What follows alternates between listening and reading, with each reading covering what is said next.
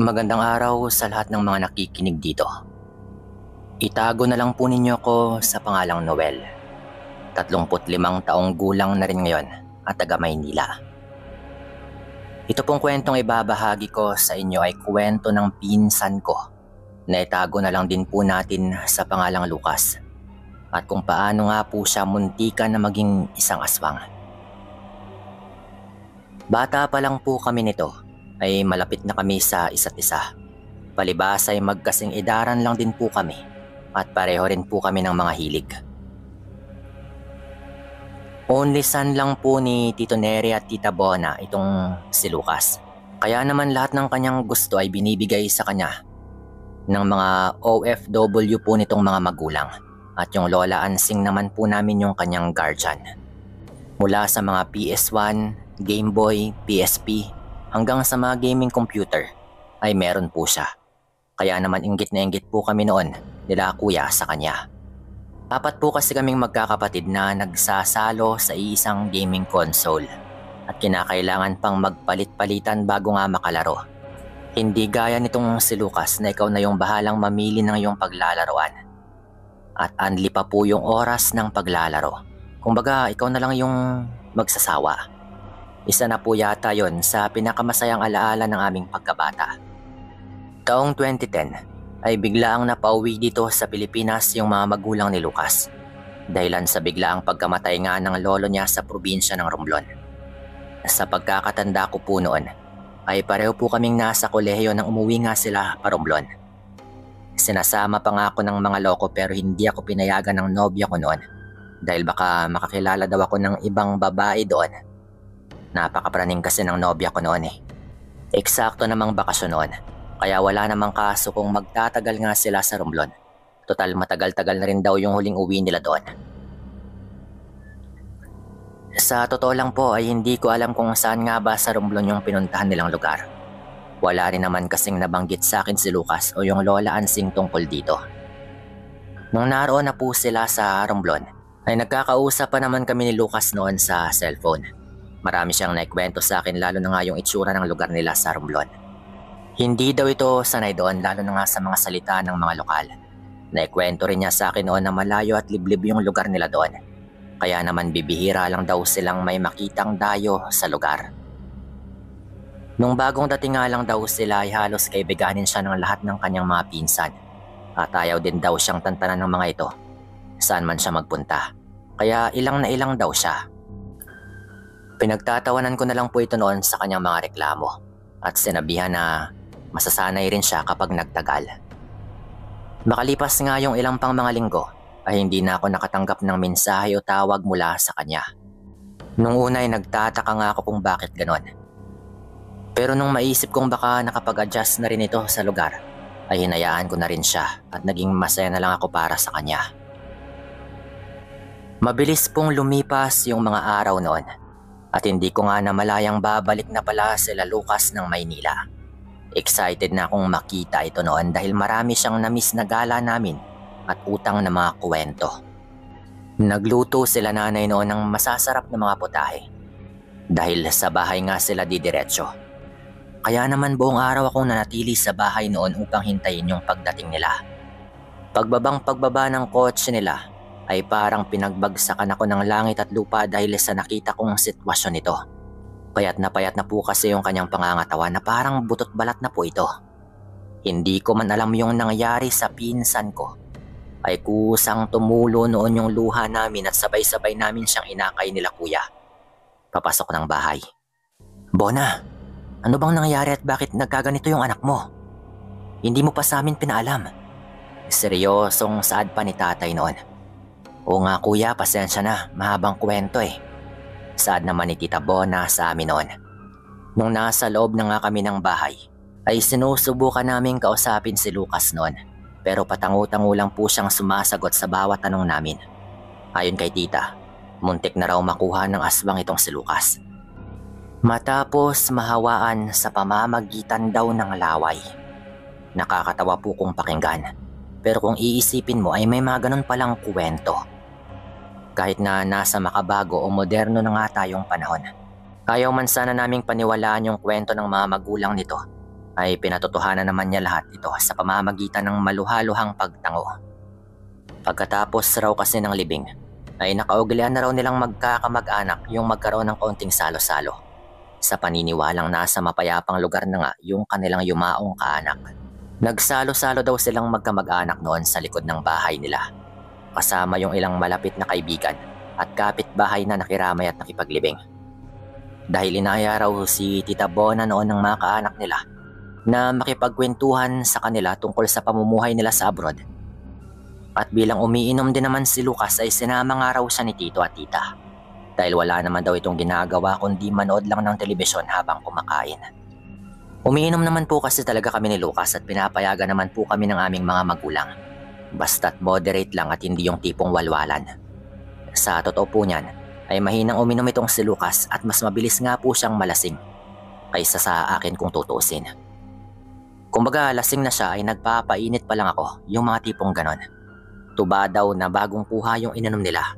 Yung matindi pa, nung naroon na raw sila, ay tuba pa raw yung iniinom nila at grabe daw yung tamis nito.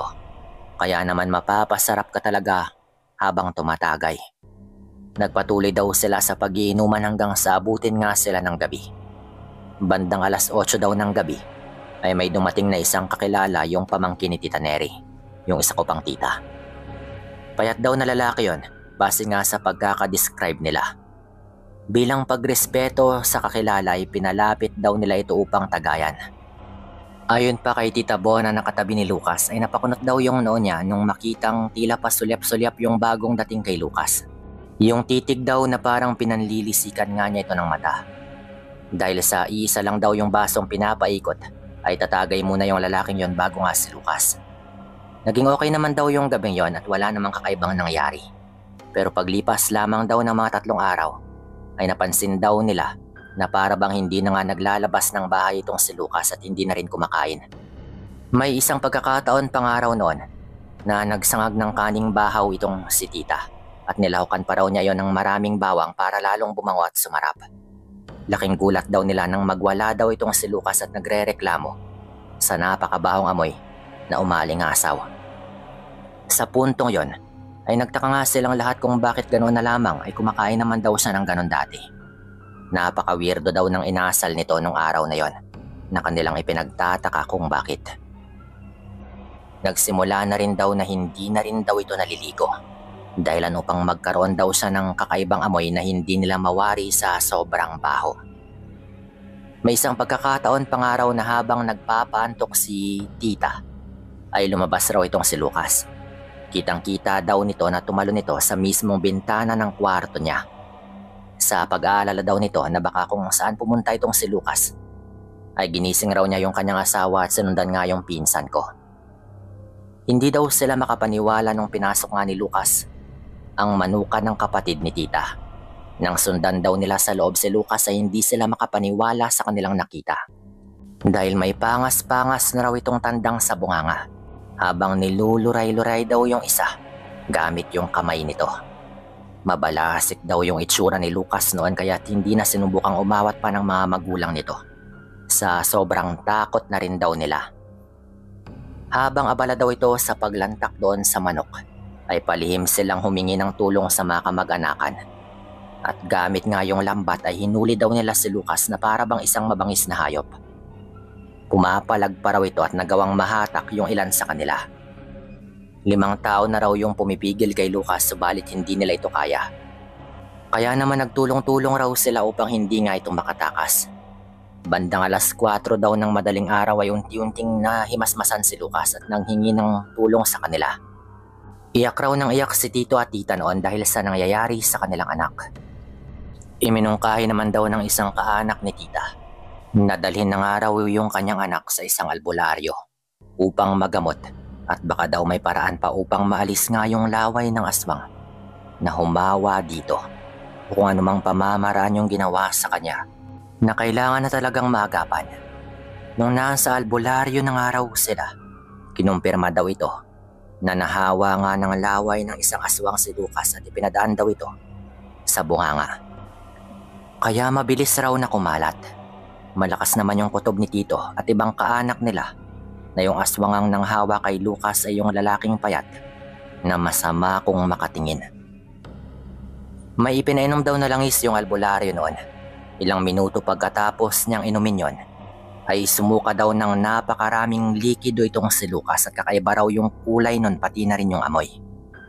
Hindi po ako makapaniwala nung sinabi yun ni tita. Hindi ko po kasi alam na kaya palang sumuka ng ganun karami yung isang tao. Napakarami daw kasi talaga na hindi raw talaga normal. Kakaiba rin daw yung kulay ng likido. Malabo raw yun at malapot.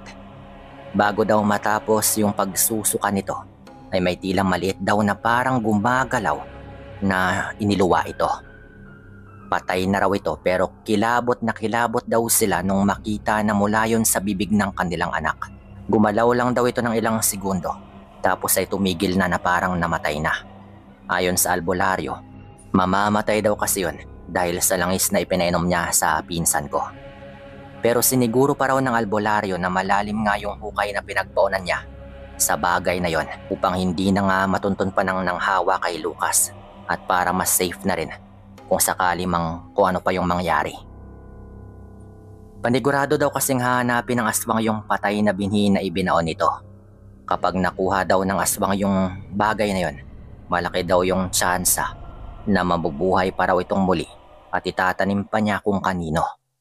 Matagal rin daw yung naging gamutan sa pinsan ko noon dahil kahit nagamot na raw ito ng albularyo ay kiniklensing pa rin daw siya nito upang matanggal talaga yung bahid ng laway ng aswang na yon. May kung anong ginawa rin daw itong ritual, yung albularyo na ito sa bibig ni Lucas, kaya't hindi raw ito makapagsalita nung una. Mga 2 araw lang din naman daw yon at gumaling na rin at nakapagsalita rin siyang muli. Halos 6 na buwan pa bago nakabalik sa dati yung pangangatawan ni Lucas noon, hanggang gumaling naman siya ng tuluyan. Dahil po sa pangyayaring yon sa pinsan ko, na nagbigay po talaga sa akin ng takot at trauma, ay hindi na rin po ako nakikipag-inuman sa kung kani-kanino. At kung iinuman kami ay sinisigurado po namin kami-kami lang na magkakapamilya upang wala ng kung ano pang pareho doon na mangyari sa amin. Di baling sabihan ako ng mga kaibigan ko na KJ. Basta't yung mahalaga ay mag-ingat na talaga ako. Lalo at meron na nga pong hindi magandang nangyari sa pinsan ko na ayoko ring mangyari rin sa akin. Maging leksyon po sana ito sa lahat ng mga nakikinig dito. Na wag kayong basta-basta na lang iinom. Kasama yung kung sino-sinong baka hindi pala mapagkakatiwalaan. Ito po yung kwento ko at kwento ng pinsan ko. Maraming salamat sa lahat ng mga makikinig dito at paalam sa inyong lahat.